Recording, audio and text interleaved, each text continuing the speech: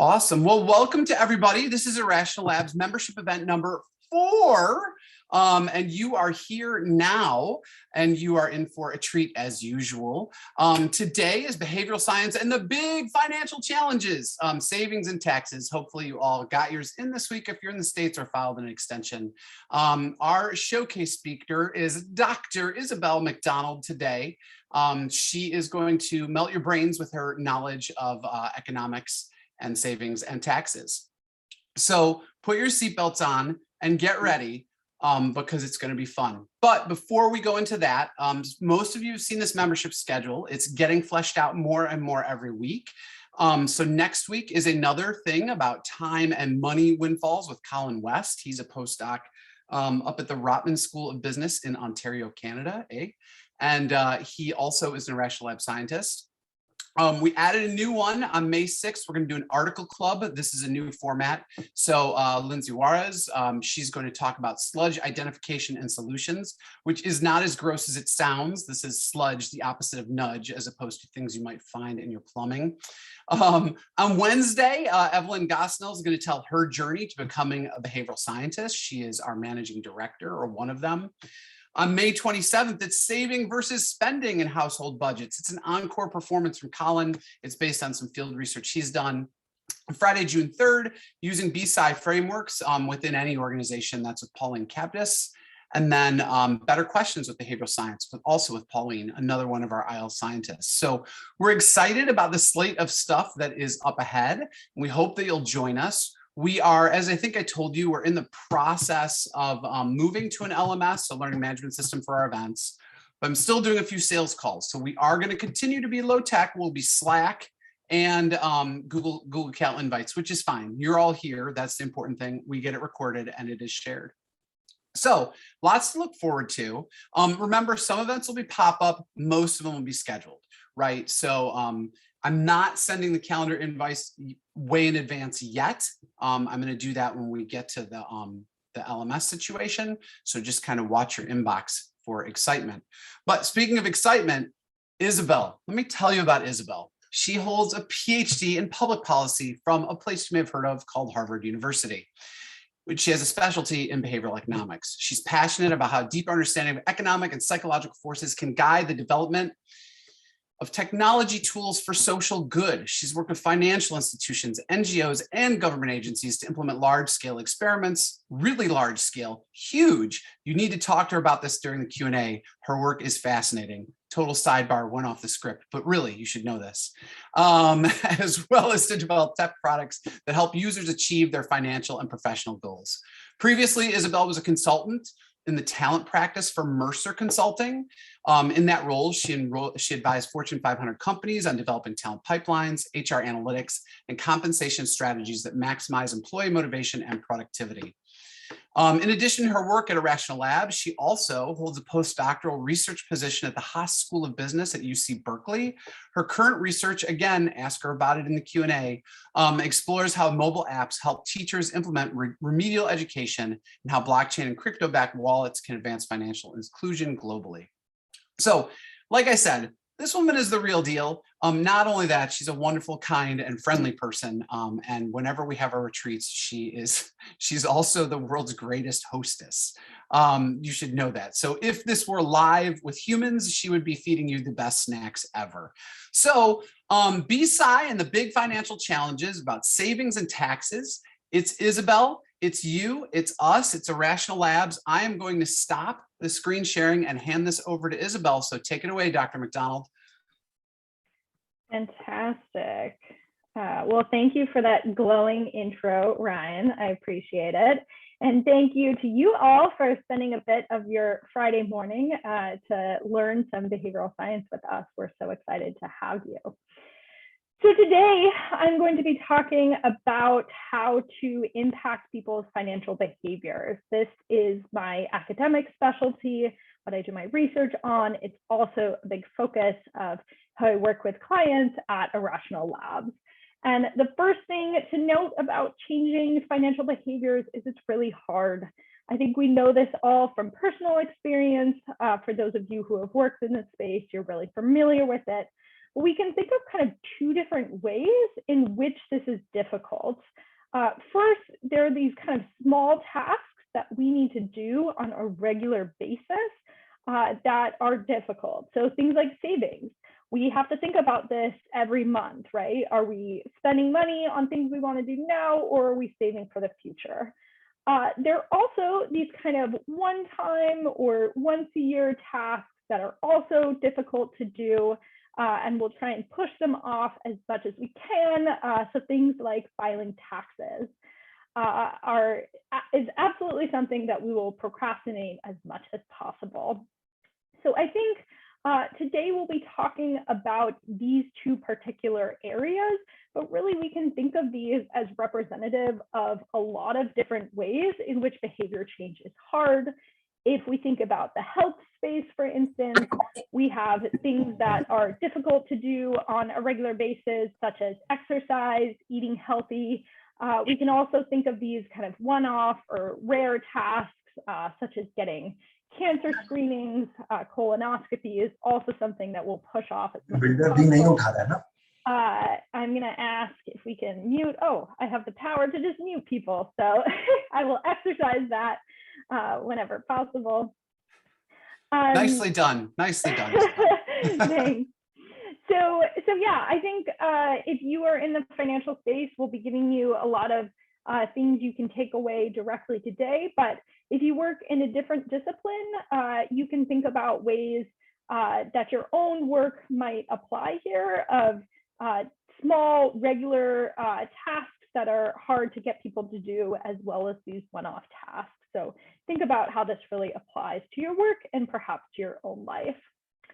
So today, we have a lot for you. I'll be distilling down a big, broad field of behavioral science about how to get people to save into 7 insights that I think are really important. So I'll be talking primarily about field studies in the behavioral science literature, but we'll talk about how you can make those really tactical and apply those in your own work. And then I'll do the same thing about filing taxes. But again, these are really just representative of behavior change in a lot of different spaces. So we're going to do all of that in 45 minutes. We have a lot to get through. So let's dive in. I will pause periodically for questions, and then we have a longer Q&A at the end where you can ask me any sort of follow-up questions you have. Also really encourage everyone to get active in the chat. This can be a really fun thing. So just, feel free to throw out comments, questions, how this might apply in your own life. Let's make this interactive. Okay, so a first behavioral science insight about savings. We, of course, must talk about present bias. Many of you who are familiar with behavioral science, you've probably seen this in other areas, but let's just do a quick recap. So my question for you all, if you had to choose between having one chocolate right now, I could just give it to you in this very instance, or having 3 chocolates in an hour, what would you choose? Please get in the chat and tell me A or B. What are we thinking?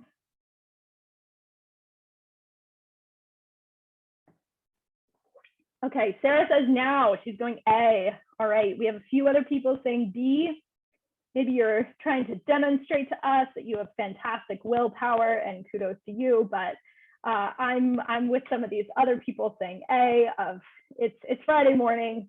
We can't delay gratification. We just need our chocolate now. Okay, so a fair number of us might say A, but if I gave you the same trade-off, but instead you could choose 1 chocolate a year from now or 3 chocolates in 1 year plus 1 hour, I'm going to guess all of us would say that you're willing to wait that extra hour. You've already waited a year. What's the difference? Okay, so this is a very classic finding in behavioral science. But of course, once we get to this point of being a year from now, we're right back in the first decision where we're deciding between now versus in an hour. So what does that tell us? We think we will do difficult things and delay gratification. We'll focus on savings instead of spending in the future. But when the time comes, we are very biased to the present and our present enjoyment, and that is what we call present bias. So this is a really foundational concept that we have to keep in mind. This is the biggest reason why savings is really difficult for people and why they might just continue to push it off into the future and be a little bit naive about how they're going to continue to do that. Okay, so knowing that people are present biased, what can we do about that? How can we get them to save? One concept that is really useful is this idea of pre-commitment. So we saw in that first example that we are better at making choices in the future about delaying our gratification than we are when we have to choose between now and some point in the future. So we can kind of leverage this idea to help people make better decisions about savings by asking them to kind of pre-commit to a savings amount that they will do sometime in the future. So the Common Sense Lab, which is a kind of sister lab, academic lab to Irrational Lab, did a project with a fintech called Digit, where they asked people how much of their tax refund they wanted to put into savings. And the variation that they did was either asking people at the moment that they received their tax refund or at a moment a few months in advance when they hadn't gotten their refund yet, but they were thinking about getting it in the future. And what did they see? There was a 50% increase in savings goals that people stated when they were asked in advance rather than at the moment of having that cash in hand. So that's something that we really want to think about to get people to save. Don't ask them about savings for the money that they have in hand right now. Try and get them to pre-commit to an amount sometime in the future. And this is really the foundational concept behind a really successful behavioral intervention called Save More Tomorrow. The Save More Tomorrow strategy was developed by the Nobel laureate Richard Thaler, as well as a very prominent behavioral scientist, Shlomo Bonartzi. And their idea was really thinking about this concept of how people make better decisions when they're choosing for a point in the future versus now. They said, we really want to think about trying to get people to ramp up the percent of their income that they are putting in 401k savings accounts. But instead of asking people to kind of commit to a higher savings rate right now, let's try and get them to do that at some point in the future. And the point that we really want to try and target is when people get promoted and get a pay raise.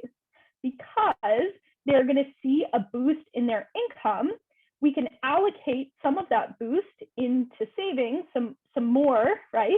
But the take-home pay that you're seeing each month is not going to decrease because we're really just taking more of this gain that you're getting. And that's a really fantastic strategy because people don't feel this pain of seeing their take-home pay decrease each month. The kind of higher rate of savings just kicks in whenever you have a salary raise. And so what we see from the evidence, people that have used this strategy in the red line, the kind of auto escalation that you've committed to in advance only kicks in when you get a raise, we get much higher savings rates. So just really brilliant strategy. It's been deployed in a lot of areas and really having great results. All right, so moving right along, next, if we're talking about savings, we must talk about defaults. All right, so this is not anything to do with savings. This is actually the rate of organ donation in different countries. Many of you may have seen this before, but what is the difference between the yellow countries and the blue countries? We see the blue countries have much, much higher rates of people being willing to be organ donors. Can anyone get in the chat and tell me what is the difference here?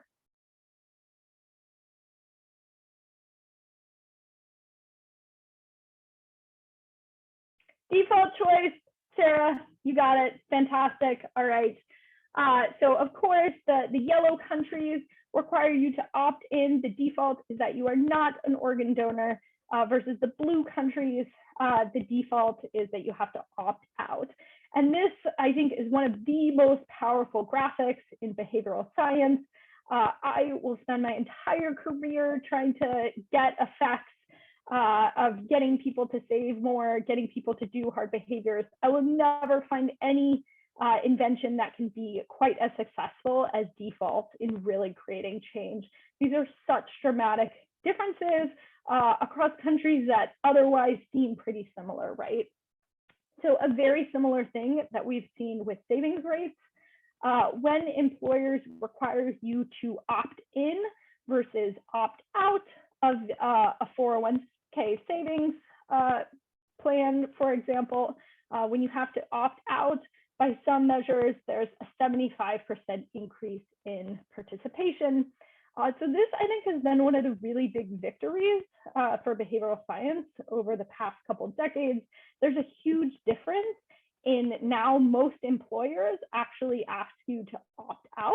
And that's absolutely been because of some of this really transformational research that has shown that this can have such a huge impact on savings. So for my money, default is perhaps the most powerful tool that behavioral scientists have in their toolbox. Cannot underestimate how influential defaults can be. But when we talk about savings, thinking about defaulting people into savings, really powerful strategy. All right, so next we'll talk about anchoring. But first, I'm going to try and share a quick video. Let's see if this works. Take a look at these two circles.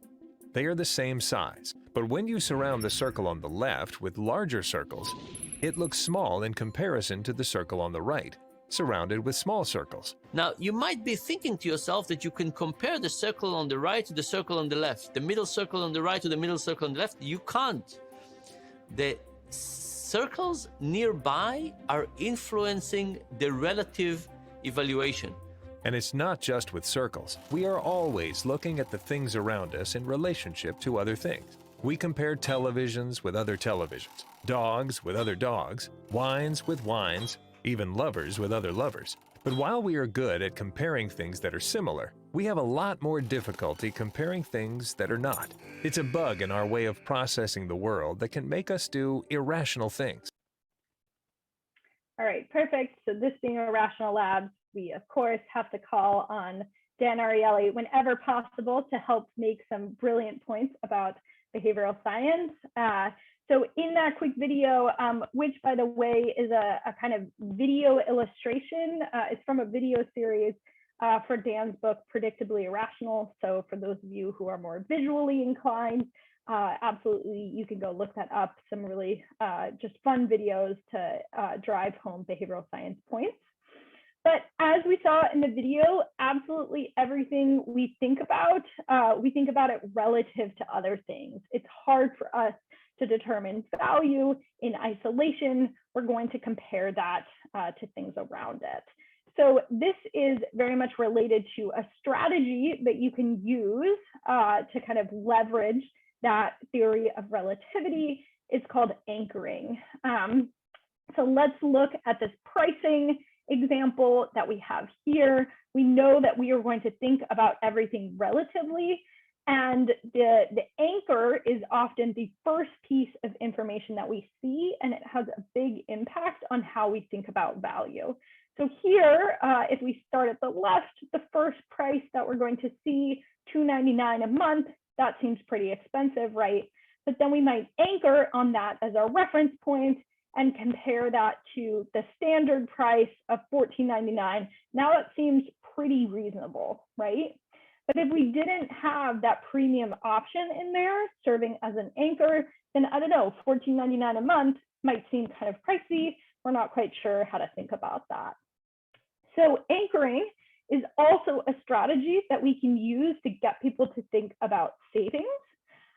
So one research project that was really interesting, a group of researchers sent out messages to people asking them to increase their contributions to their 401k, and then they just gave them an example. So, you know, you could increase your savings by 1%, for instance, and they say explicitly, this isn't advice about what is the right contribution, this is an example. They then changed the example for some people to 3% and saw that the people that saw the message with 3% in the example had 2 percentage points higher contributions than the people who saw 1%. And why is that? It's because of the anchor, right? The example is giving us an anchor and just a subtle suggestion that we're not even aware of about what our contribution should be. I should say the kind of caveat to this is there is a limit on how much anchoring can really impact things. The researchers also tested some other conditions where they gave people an anchor of 6% and even 10%. But for those groups, they had similar contribution rates to the people that just saw 3%. So anchors can kind of impact a reference point to some extent, but that's not limitless. So definitely something that you want to experiment with, but keep in mind. Okay, moving right along. We can't do a presentation about savings without talking about budgeting. This is probably the most common recommendation that you would get from personal finance gurus about how to increase your savings is by budgeting to reduce your spending. So some of you might be surprised to learn that we actually don't have any evidence that budgeting really works in terms of increasing our financial goals, increasing our savings, actually reducing our spending. We do have some survey data to show that people that do budget do have higher savings, but I think any of us who have taken statistics or economics know that correlation does not equal causation. So any studies that have tried to look at this causally, Irrational Labs has actually done some work to see the effect, the kind of causal effect of introducing budgets, and we don't see any impact. So that's a bit surprising. I think if we try and understand why that might be, why don't budgets really seem to be successful at driving better financial behaviors? First, budgets are hard to create. You have to think about all these different categories. There's a lot of choice-related friction going on there. It's also hard to predict your spending. I know in the past, I have tried to create budgets, but as soon as I buy a plane ticket for some point in the future, that absolutely destroys my budget, and it's really frustrating. It's hard to figure out how to adapt, and it's pretty abstract. So if I have a budget of $400 a month for eating out, you know, how does that really translate to tangible behaviors? It's hard for people to make that leap. So if we can't do budgeting, what can we do instead to try and get people to reduce their spending? One kind of new study that I think is interesting, the Consumer Financial Protection Bureau has actually tried testing this debit card that gives you instant feedback. Every time you spend money, it kind of sends you an update of how much you have left in your account. And they've found some encouraging results that perhaps just reminding people about every time you spend, that's reducing how much money you have left, seems to have some positive impact. The other thing we can think about is trying to use well-timed reminders, really focusing on the concrete behaviors that we want to drive. So I think for any of you that have done Irrational Labs boot camps in the past, you've probably talked about the key behavior. So good reminders are really trying to cue a very concrete behavior that is specific. So for example, if we text people around lunchtime, a reminder that they have decided that they don't want to eat out this week, they're really trying to bring lunch from home and save up for weekend dining. That's a very specific action. It's also a very timely reminder of, sent at a time that they can really utilize that information. So good reminders about specific behaviors to cut down on spending can also really drive good savings habits. And the last little strategy that we'll give you is the fresh start effect. So Katie Milkman, who is kind of a behavioral science superstar, just wrote a really great book called How to Change. Highly recommend it. She talks about this in a lot more detail. But what she and a research team saw is that there was some already good evidence in the literature that when people have some big life changes, that's a really good time to get them to change behaviors.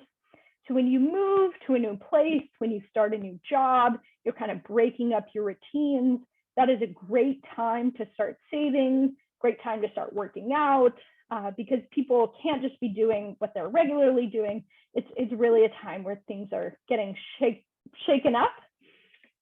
So Katie Milkman and a team of researchers tried to think about, well, what other points for all the people who aren't moving or starting a new job, what other times are really good to try and get behavior change?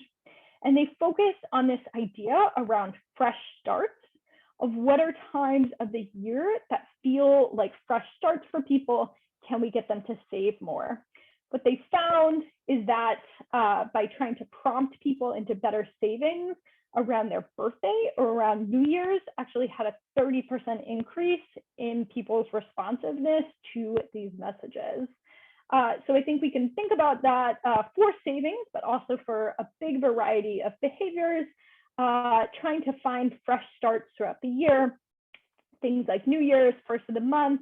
I think, it's COVID times. So a lot of people right now are thinking about this transition, maybe going back to the office, trying to create a motivation around these events to make them feel like fresh starts are really a good opportunity to really get people to shake up their habits and adopt new behaviors that are difficult, like savings.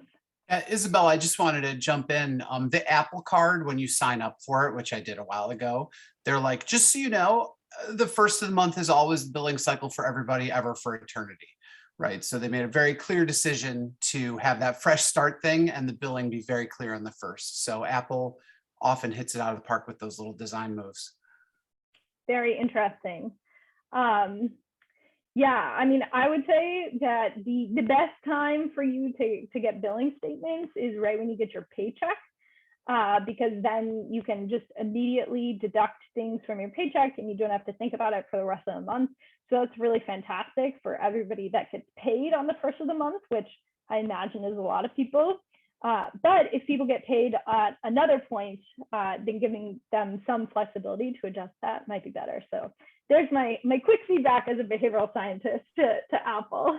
Nicely done. I'll tell Tim what you said. Please pass that along from me. Well, I'll hold on. Let me call him now. Okay, perfect. I appreciate that. All right, so that was a quick review of a ton of behavioral science literature. But now I'd love if everybody can get in the chat, tell me which of these insights most resonates with you.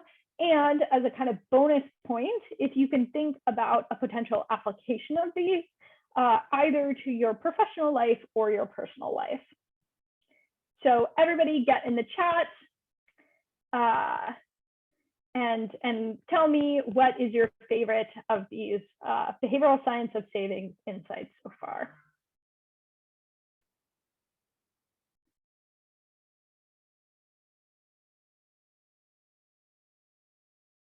Ryan, do you have a favorite insight? Yes. Actually, all I want to do is eat chocolate all the time. All right. No present bias. That's great. And I had some this morning, just so you know. Great.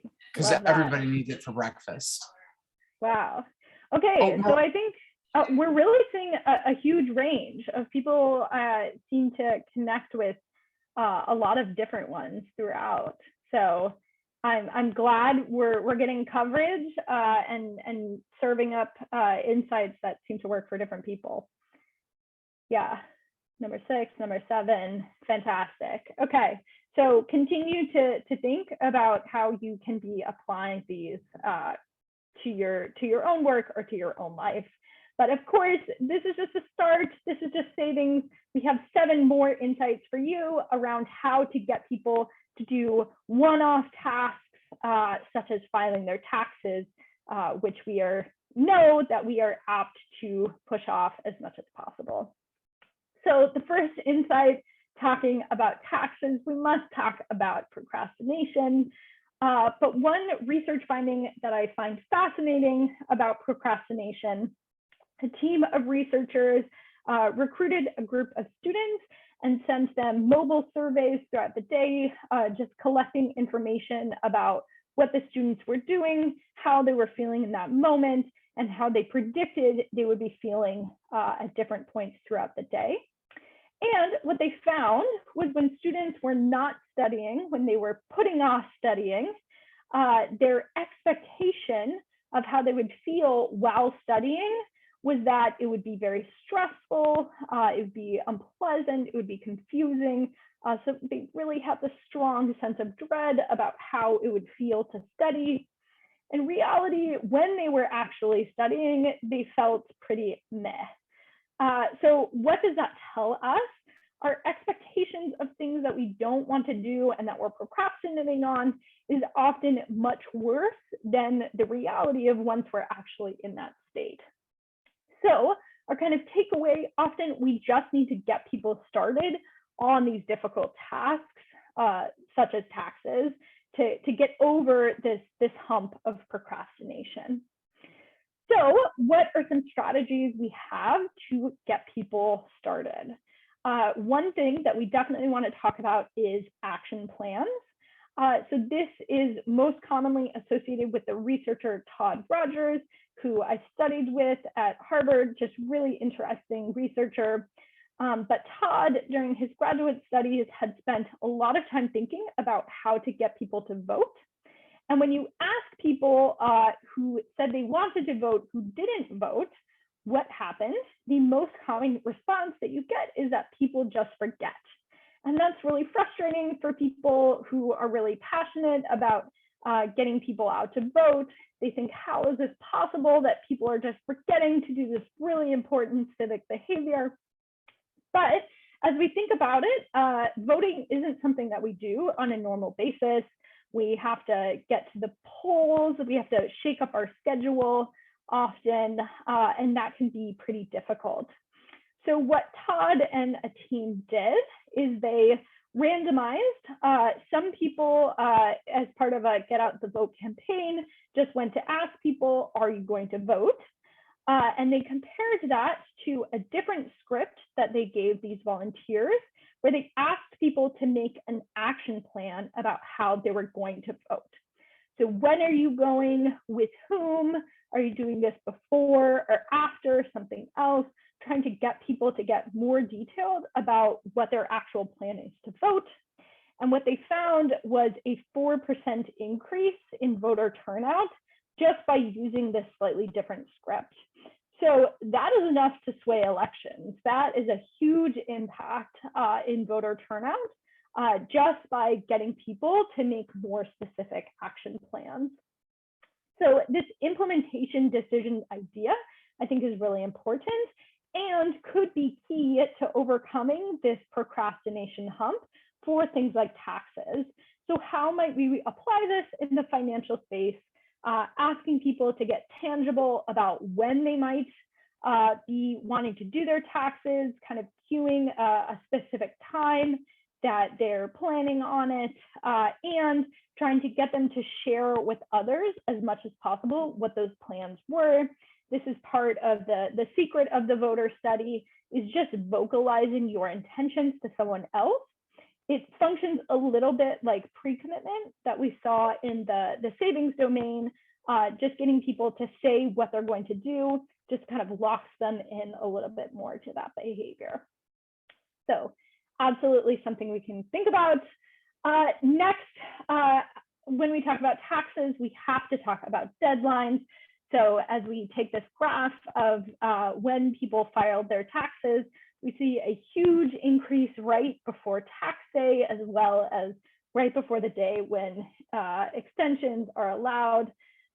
So obviously we can see right away that deadlines are really important.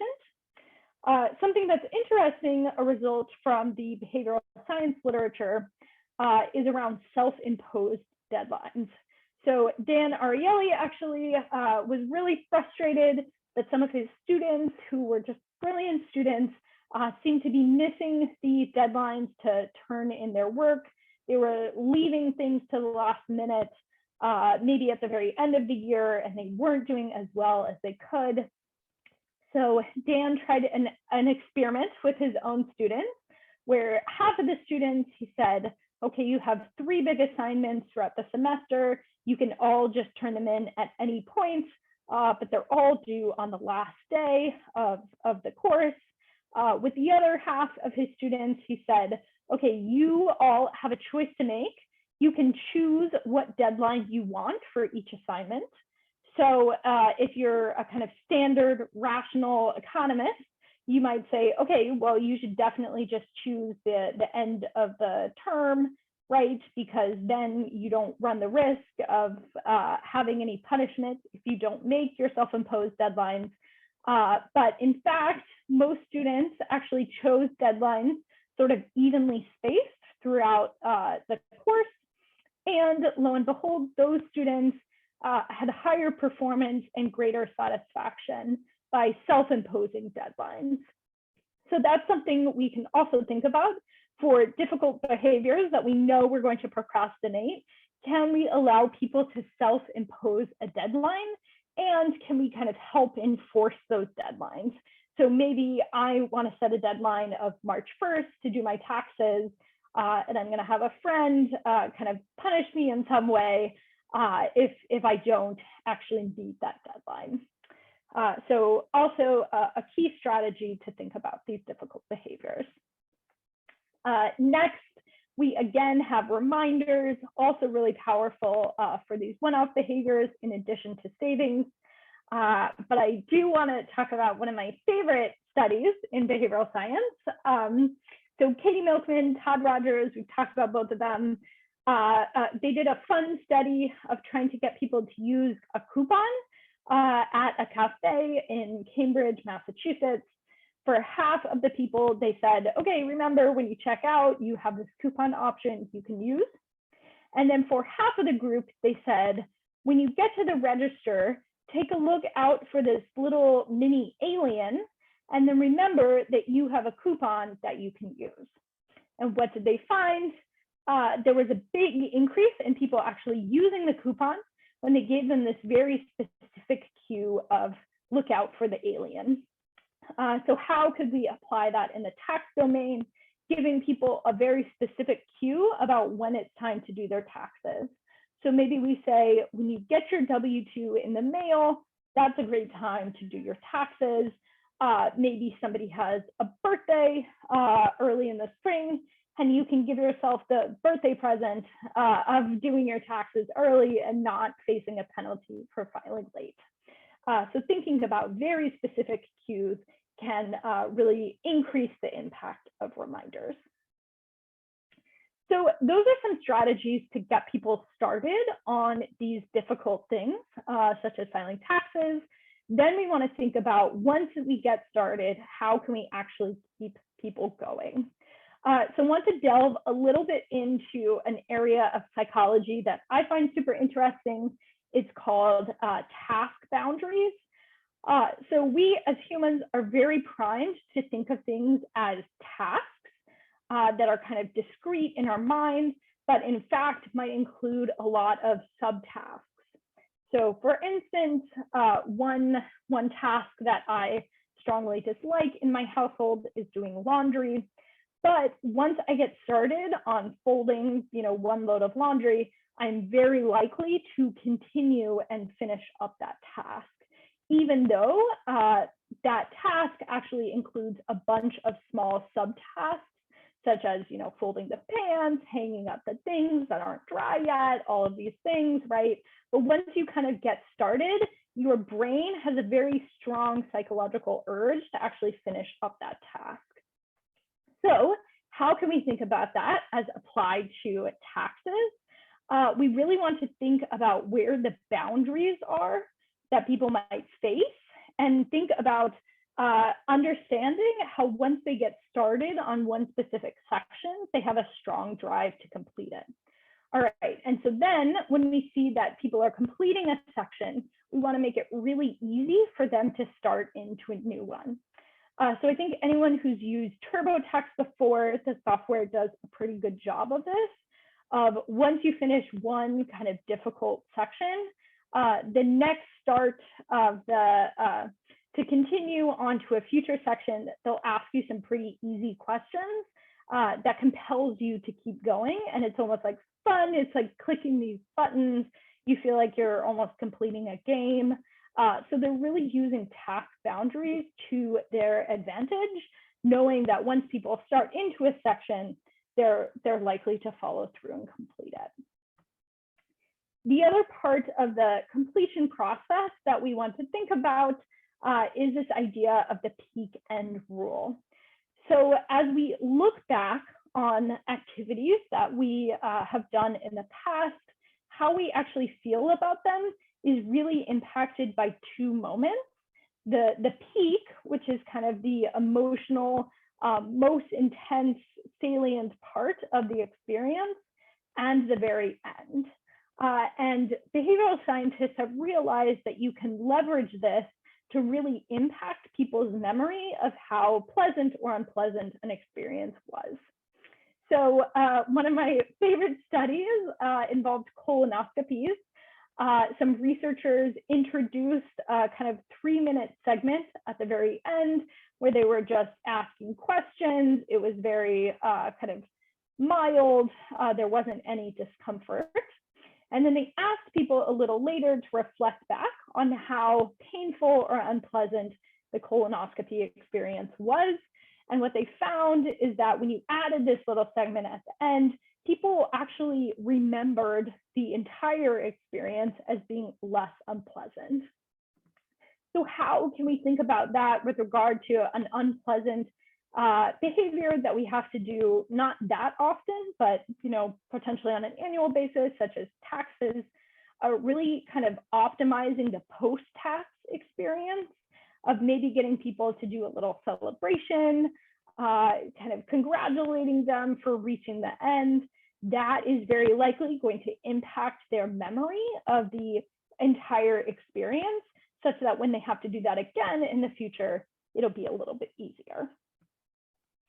And one thing that I think is a bit counterintuitive about how to optimize the kind of end of an unpleasant experience, one option is to try and minimize the perception of discomfort of saying, that was not so bad. Now you're done. That's great. But paradoxically, sometimes it actually might be better to acknowledge that an experience was painful and kind of commiserate with people about that.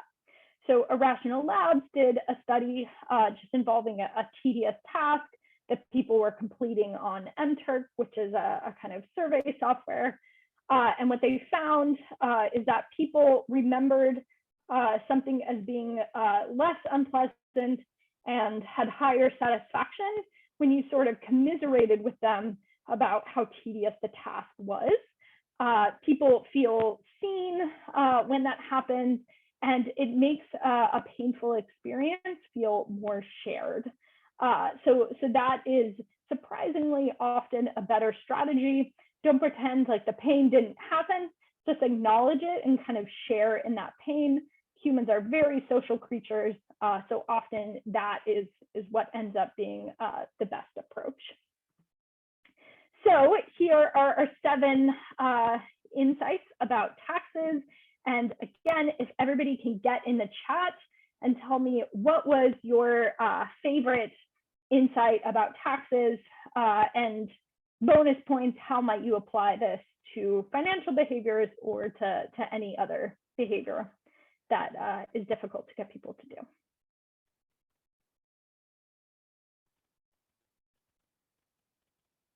How to know whether number 6 or 7 is the best strategy? That's a really fantastic question. You experiment. So this is one of the lessons of behavioral science. We often have evidence in favor of one thing or another, and they might seem in direct contrast to each other. So sometimes research already exists comparing one thing or the other, but often it's very context specific. And so you actually have to do a comparison of which behavioral insight is going to dominate. But I wouldn't think of peak end rule necessarily being in conflict with commiseration. It's more peak end rule highlights that the end of the experience is really important. And commiseration is one way to optimize the end of an experience. So I think those kind of could be compatible, but always going to make a plug for experimentation when possible. Okay, so Prashant is saying task boundaries. Gabriella says action plans. Great. All right. So that, I guess, takes us to the end of what I have to share with you all, but we still have about 12 minutes. So I can stop my screen share now. And now we have a bit of time for question and answer. So if anyone wants to throw questions in the chat, or feel free to raise your hand, unmute yourself.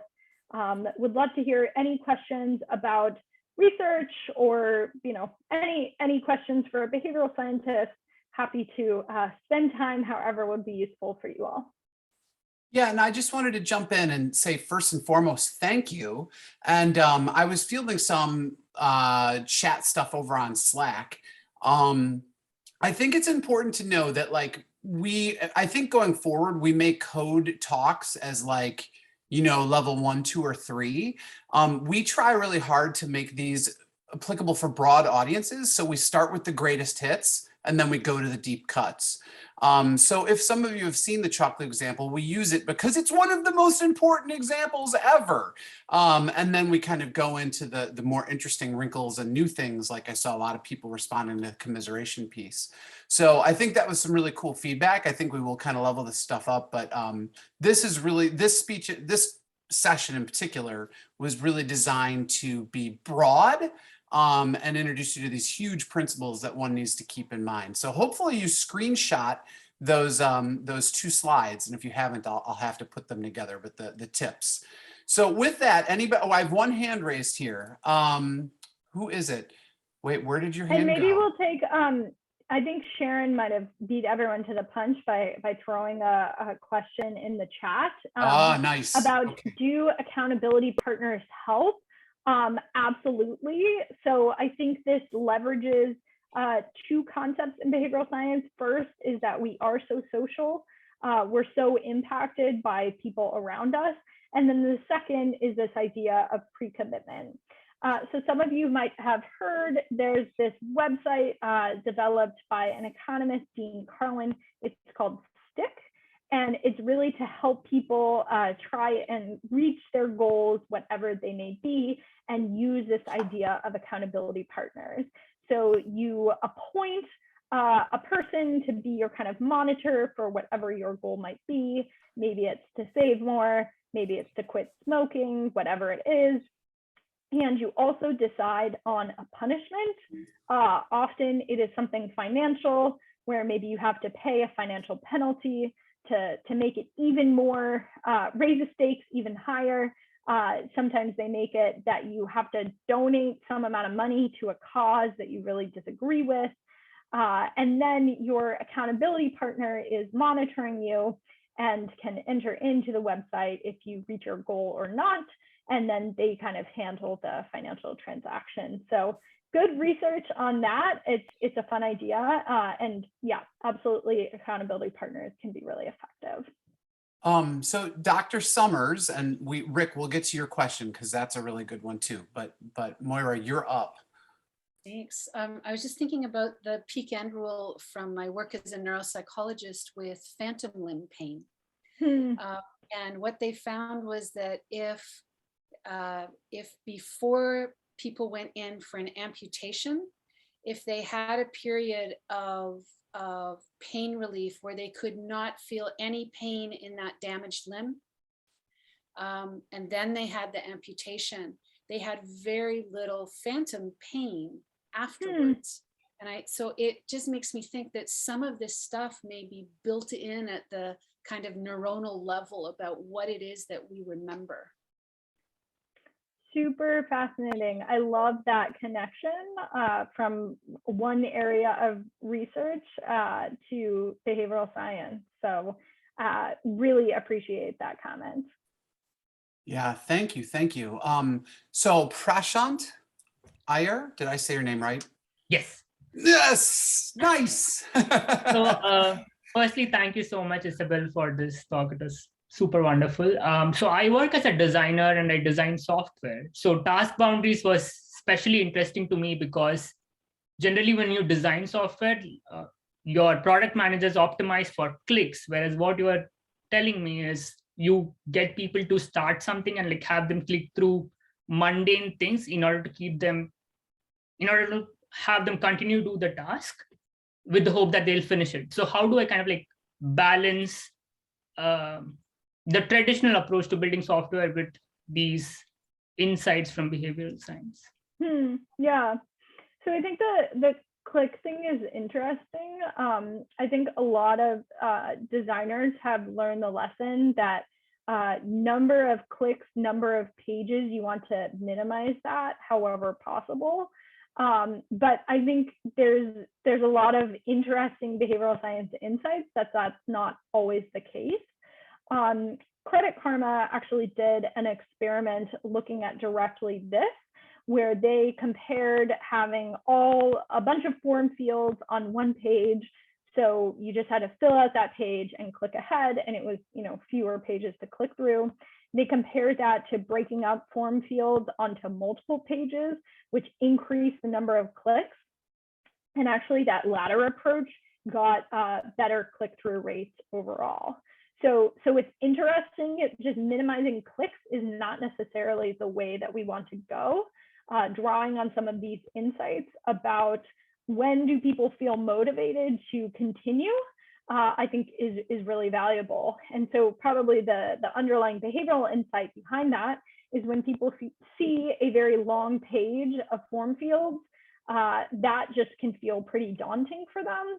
And they might just end up quitting versus kind of continuing on when they feel like they just need to fill in one thing and they can continue. So I think that's a very specific application, but really related to this idea of let's be strategic about where we are outlining task boundaries and think about how people might feel motivated or unmotivated at sort of each point in a flow. That was the classic context matters response, right? It's almost answer every question is like context matters. That's why we run the experiment. So speaking of context, Rick, can you speak up and just verbalize what you wrote in the chat? I thought that was a really good clarifying question. Sure. The notion was, the question was about social norms, right? We know that they can be incredibly powerful if they're directed or if you frame it from a context that the peer group you're measuring somebody against, they either are in or aspire to be in. And I was a little surprised that that wasn't mentioned as one of the triggers, because we use it a lot in our work around financial issues, particularly in the savings world. Yeah. So, I mean, I think that is more just a reflection of we only had time for 7 insights. So just trying to choose a selection that would be interesting versus the relative importance of things. So I actually, a lot of my academic research, I work mostly in developing countries, trying to get people to save, and having savings peer groups is extremely popular in a lot of places in the developing world. You have a group come together each week and they're putting money in savings and really leveraging this power of social norms. I think we do that less in the US. Financial aspects are often considered a very personal individual domain.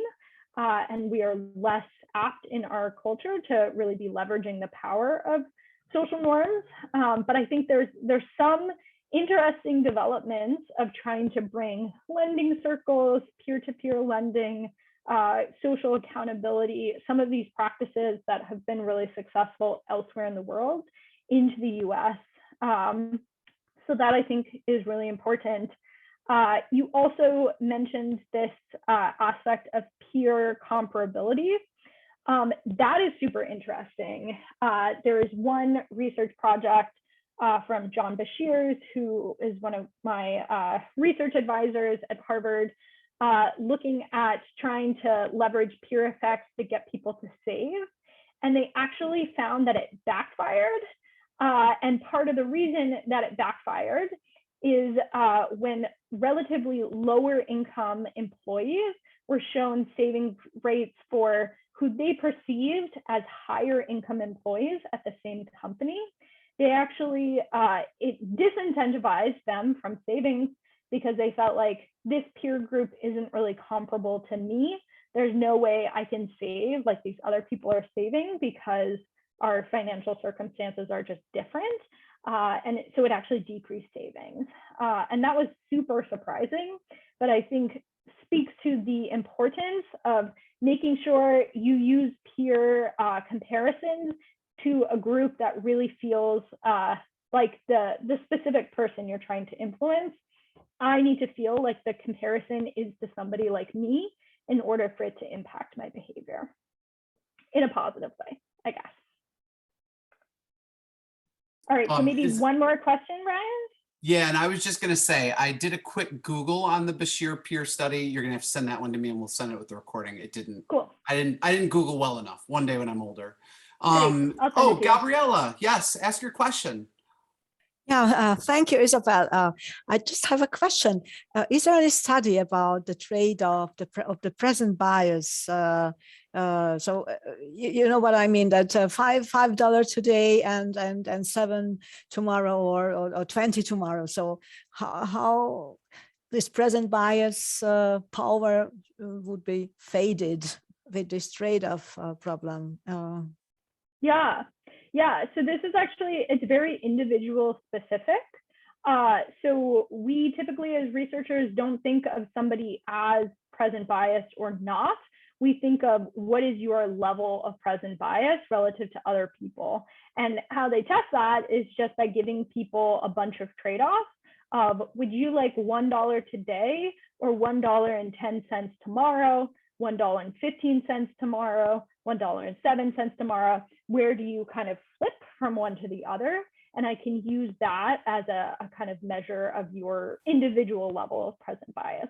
But it really varies across people, across cultures. It's super interesting, but a very kind of lively area of research. Thank you very much. Yeah, thank you everybody so much. It's always wonderful to see everybody. Give Isabel a round of virtual applause. This is the one big thing that is missing on Slack, is pumping in applause sounds, which I've been working on, but it's not as easy of a hack as it sounds like. So anyways, Isabel, thank you so much for your time and your brilliance. If anybody has any deep follow-up questions for her, please ping them my way. She has a wide range of experience in this field, and as you may have gathered. So thanks again, Isabel. We appreciate your time. Everybody, I usually can hang, but today I cannot. I have a hard stop. I have a meeting I have to bounce to. So Moira, I owe you some communication. Sharon, I owe you some communication. And Sonia, thank you for all your communication. Much appreciated. Everybody else, we'll see you all next week, hopefully. And stay out of trouble in the meantime. Stay healthy. Oh, and don't talk to that guy, Shay, there with the Rational Labs thing and the beard. Watch out for that guy. He's shady. All right, everybody. Have an awesome rest of week, and we'll see you very soon. Thanks, all. All right, bye-bye. Take care.